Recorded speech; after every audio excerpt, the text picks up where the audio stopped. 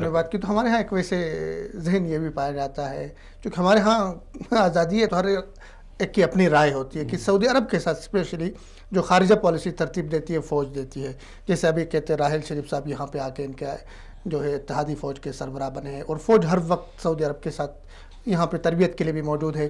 تو کس حد تک آپ متفق ہیں جی حکومت اور فوج دونوں مل کے ترتیب دیتی ہے اس خارجہ پالیسی کو سعودی عرب کے حوالے سے، یا صرف ہماری فوج جو لے کے چل رہی ہے؟ یہ سوال ذرا تھوڑا سا پیچھے ہمیں جانا پڑے گا اس کے جواب کے لیے. پہلی بات تو یہ ہے کہ پاکستان کے تعلقات کی نوعیتیں مختلف ہیں. یقینی طور پہ جو سیاسی تعلقات ہیں ان کی ترتیب حکومتوں کے اپنی ترجیحات کی بنیاد پر ہوتی ہے.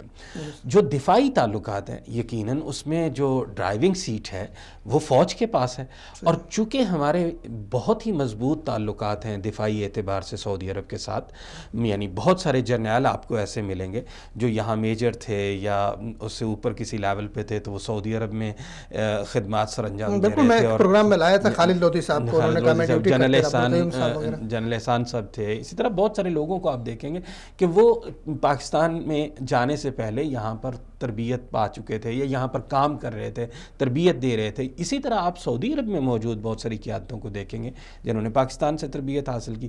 پھر اس کے علاوہ بہت ساری جگہوں پر ہمیشہ ہمارے یہ تعلقات رہے.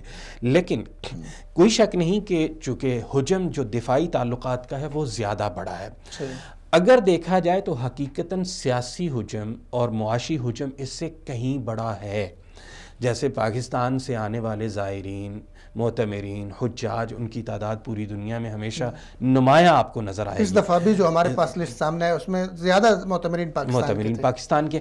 اب دیکھا جائے تو ان چیزوں کو ڈومینیٹ کرنا چاہیے، لیکن اس میں آپ کو بالکل کلیئرلی بغیر کسی لگی لپٹی کی یہ بات کہوں گا کہ ہماری سیاسی حکومتوں نے ہمیشہ نااہلی کا ثبوت دیا. بلکہ اس سے بھی آگے میں اگر بات کروں کہ ہماری یہاں کی ایمبیسیاں بعض اوقات سوائے سونے کے، چائے پینے کے، قہوہ پینے کے، اس کے علاوہ کوئی کام نہیں کر رہی. حکومتوں پہ بات کی تو اب